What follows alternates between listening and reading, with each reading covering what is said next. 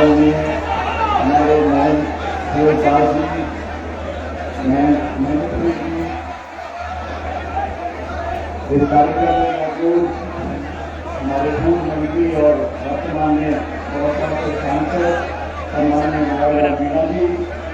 जिला कांग्रेस के हमारे अध्यक्ष पूर्व मंत्री रामदास लाल साहब, हमारे एआईसीसी के सचिव पूर्व विधायक धीरज जूनियर जी, हनुमानलाल नवाड़ा जी, पूर्व विधायक राजेश स्वामी जी, हमारे नौजवान काफी दिन से पूर्व विधायक सुरेश रावत जी, हमारी का गायत्री जी, पन्ना माथुर जी, कैलाश व्यास साहब, जी, कैलाश चौधरी साहब, पूर्व विधायक श्री जी, श्री प्रकाश गुजर साहब, मंगलाता जी, गिरधारी जी, सोराम जी, मंच पर बहुत सारे नेता जी बैठे और इस आयोजन में उपस्थित आदरणीय बुजुर्गों, माताओं, नौजवान दोस्तों और प्यारे बच्चों, सबसे पहले मैं जो हमारे अतिथि इस मंच पर विराजे उनकी तरफ से और अपनी तरफ से आप सब लोगों का बहुत बहुत धन्यवाद करना चाहता हूँ, धन्यवाद देना चाहता हूँ। आपने सबका स्वागत किया, सम्मान किया और प्रेम के साथ इस पवित्र प्रांगण में हम सबको आमंत्रित किया। मैं महाराज साहब का बहुत बहुत धन्यवाद करना चाहता हूँ और सब यहाँ पर आए दर्शन करने के लिए, प्रार्थना करने के लिए, आप सब लोगों से मिलने के लिए और बहुत दिनों से इच्छा थी इस क्षेत्र में हम सब लोग आए और इस प्राचीन प्रसिद्ध धरती पर, यहाँ की भूमि पर अपना शीश देखकर आशीर्वाद मांग सके, प्रार्थना कर सके, आप सब लोगों से मुलाकात कर सके, आपको और पुनः मिलकर बहुत खुशी हो रही है, बहुत प्रसन्नता का मुझे एहसास हो रहा है। साथियों, आप सब मेरी आवाज को नहीं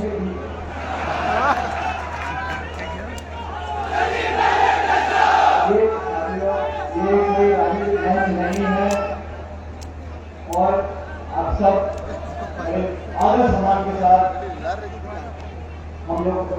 दिखा रहे हो, सुन रहे हो और हम भी आपके शुभकामना देने के लिए आए हैं। बहुत सारे मन की बातें हैं जो राजनीतिक नहीं, लेकिन मैं समझता हूँ जैसा धीरज जी का, राणा जी ने कहा, राजा जी ने कहा, हम सब जनप्रतिनिधि हैं, कोई विधायक है, सांसद है, पूर्व विधायक है, सब राजनीति में हैं। हम अपना अपना काम करते हैं और जो व्यक्ति राजनीतिक कार्यकर्ता है उसे जनता के बीच में रहना है। देश और प्रदेश में अलग अलग सोच है, अलग अलग विचारधारा है और हर कार्यकर्ता चुनता है तो किस विचारधारा से चुनना है। अंतिम निर्णय जनता करती है, किसको जिताना है, हराना है, राज देना है, विपक्ष में हराना है, जनता का निर्णय है। लेकिन जो जनप्रतिनिधि है वो चाहे जीते या हारे, सत्ता में और विपक्ष में, उसे हमेशा ईमानदारी के साथ जनता के बीच में रहकर, जन भावनाओं को सुनकर उसके आधार पर काम करना चाहिए। और जिनको शासन की जिम्मेदारी दी, मैं विधायक और सांसद बनता हूं तो संभव नहीं है कि पूरे क्षेत्र के 100% वोट मुझे मिल जाए, लेकिन जो व्यक्ति जीतता है, जो दल जीतता है, जो शासन सरकार चलाता है, उसको फिर सबका होना पड़ता है। मन में ये बात निकालनी पड़ेगी कि प्रधानमंत्री ने वोट दिया या नहीं दिया। जीतने के बाद सबको साथ लेकर चलना, सबका समूचा विकास करना, बिना भेदभाव के लोगों की सेवा करना, ये धर्म है, ये कर्तव्य है, ये संविधान में लिखा हुआ है। चयन आप लोगों को करना है। बदलते समय के साथ बहुत कुछ बदल रहा है, सामाजिक परिस्थिति बदल रही है, देश का स्वरूप बदल रहा है, राजनीति बदल रही है, नई पीढ़ी की नई सोच है, नई अपेक्षाएं हैं, नए नए साधन, नए नए तंत्र, नई नई चीजें दुनिया भर पैदा हो रही है। बदलते समय के साथ जब जमाना बदलता है, जब सोच बदलती है, तो हमें अपना काम करने के तौर तरीके बदलने चाहिए, बदलने पड़ेंगे। लेकिन प्रतिस्पर्धा के दौर में जहाँ सबको आगे जाना है, उन्नति करनी है, हम सबको अपनी संस्कृति, अपनी परंपराएं, अपना इतिहास और अपनी जड़ों को नहीं भूलना, ये शिक्षा हम नौजवानों को देंगे। बहुत मैं देखता हूँ जब लोग संपन्न हो जाते हैं, बड़े पदों पर बैठ जाते हैं, भूल जाते हैं शुरुआत कहां से हुई, किन लोगों के कंधों पर चढ़ के कौन कहां पहुंचा। जेब में 2 रुपये आ जाए, अच्छे घोड़ा गाड़ी हो जाए, अच्छा पद मिल जाए, तो अक्सर लोग भूल जाते हैं कि हम उठे कहां से थे, निकले कहां से थे।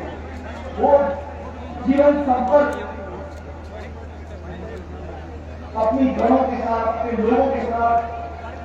कहां से आप निकले, किन परिस्थितियों में आप आगे बढ़े, जो व्यक्ति उन इतिहास के क्षणों को याद रखता है, क्योंकि हमारे जीवन में उतार चढ़ाव आते रहते हैं। और मैं हमेशा कहता हूं, जब चढ़ने का समय आए